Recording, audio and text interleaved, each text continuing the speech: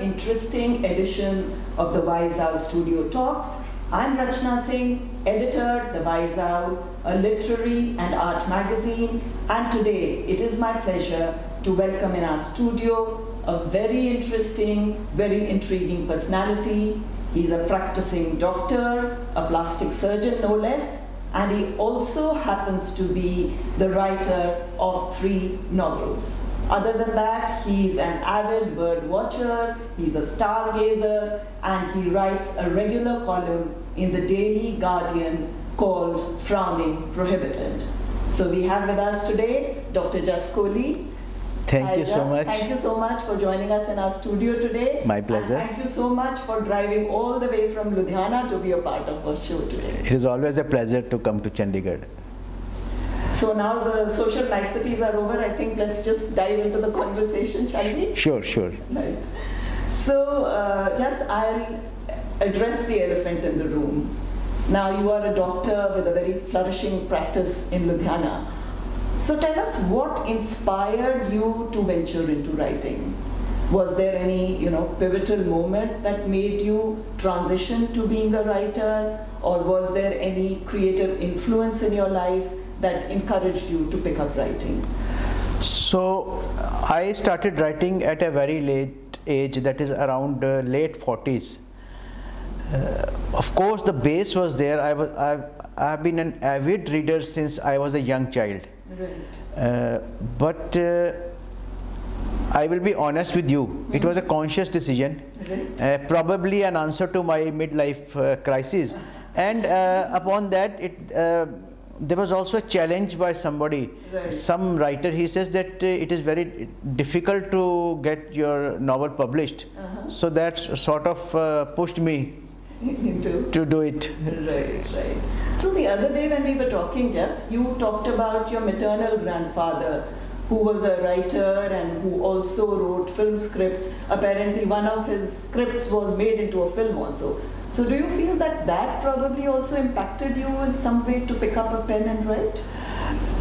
To some extent, yes, because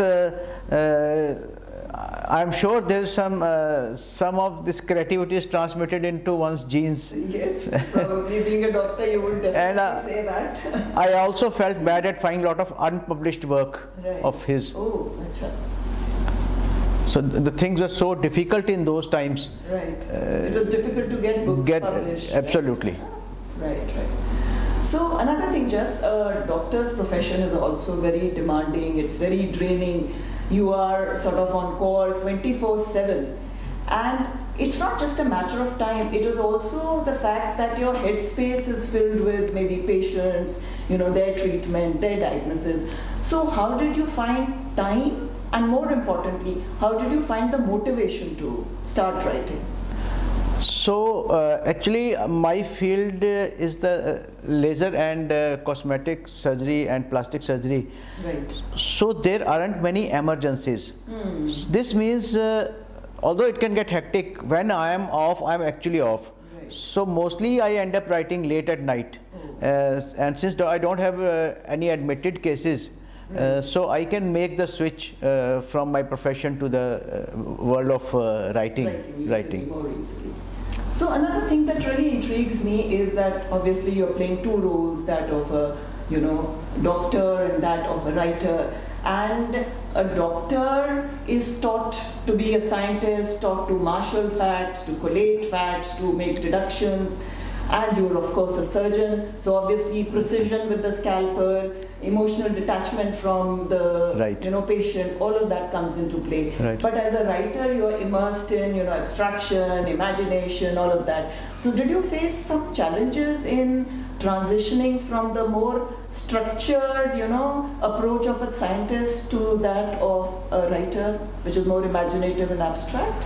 So actually, as I told you previously, the background was already there, because since I was a child, I have been reading all types of books. So even when I was in the medical college, I was not just reading my syllabus, but I was also reading magazines like National Geographic, and I was also devouring books in the general books in the libraries. Right. So that way, your love for literature was born there. It was already there. Right. So now let us talk about and focus on your journey as a writer. So your first book, Anything to Look Hot. Now that's a very interesting title, and that sort of, in this book you dived into plastic surgery. Right. And of course you are a plastic surgeon yourself. So it's India's first novel on plastic surgery. Oh, wonderful, wonderful. So tell me, did you pick up your narrative from real life experiences, and how did you sort of blend fact and fiction so that it did not verge into either non-fiction or some kind of a realm of fantasy? So I think it is a common knowledge that the first novel ends up being autobiographical, and it is the case with me too. So I would say that around 50% of this novel is autobiographical. So real life experiences. Yes, and but to make it interesting, I had to take the help of fictional elements, Right. and especially the story and the plot. Right. Like one's lives cannot have so many twists and turns. Right. So you have to add that little drama Absolutely. to the book always, otherwise it would not be readable. Right. Right. And I'm not so that big that that it can be an autobiography. Right, right. You have plenty more to write about. That's right. So, okay, your first novel now, like we talked about, it was somewhat serious. It focused on, how people can do anything and go to any lengths to look physically attractive. Right. Right? But in the next two books, I have these two books here. This Lights, Wedding, Ludhiana. This was your third one, I think. The Yes. second one was Lights, Scalpel, and romance. So here you turned from the serious issue and the serious dealing of the subject to a genre that I would loosely call social comedy. Right. You turned to irony, gently laughing at eccentricities of life.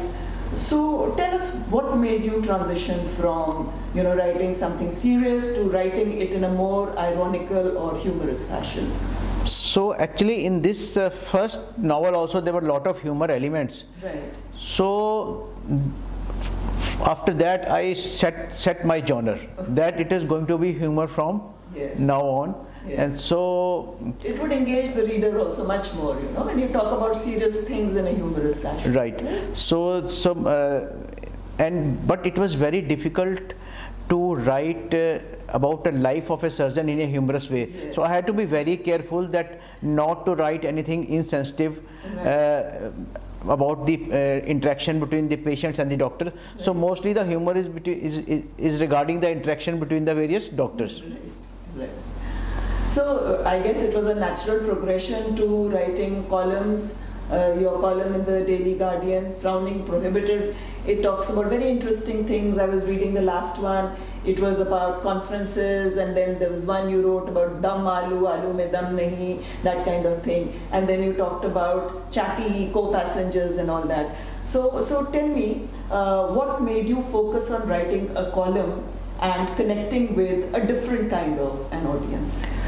So I have been watching, like when I travel in the trains. So 10 years ago, I found around 10 people in a compartment would be reading books. Right. Then 5 years ago, there were 5. And now I find just around 1 person in the compartment reading books. So I felt that the attention span of the readers is decreasing. Right. And we should, maybe I should give them a text which they can read in a short time. Right. So from there the idea was born that I should like explore other ways of writing and other mediums of writing. Right. So actually the column has helped me increase my readership. Right. And the best thing about column is that you can easily transmit it through the social media, Right. which you can't do with a book. Yes, absolutely. Agree totally. So let us talk about your creativity and craft for a bit.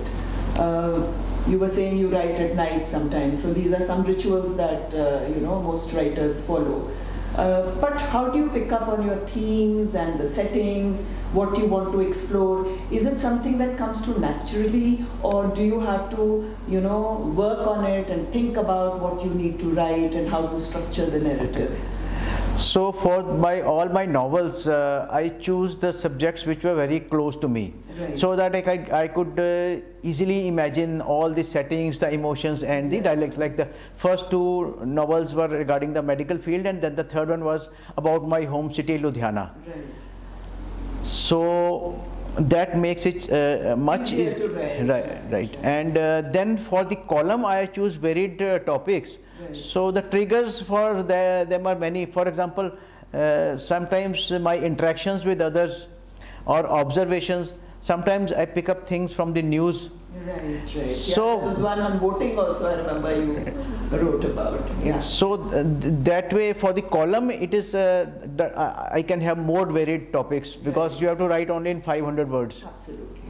Makes it much more interesting, and you have, like you said, a larger readership with which you can connect. Right. Right. So tell us, Jas, is there any fresh book on the anvil? Any project that you're working on? Would you like to talk about it? Actually, I have two books which are half complete, okay, and because of some reasons I have not been able to work on them. Right. So the first thing on my wish list is to devote more time to writing. Writing. That should be your next New Year resolution. Yes. Right? Okay. So on column, of course, I want to continue with the column, and in fact I have a very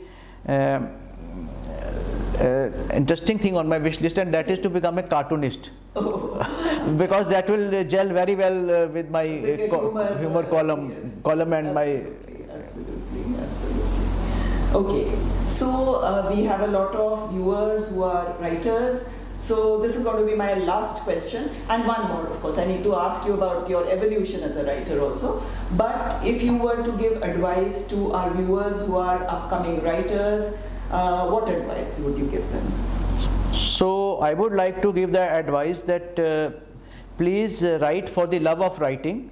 Right. Because if we are looking for a lot of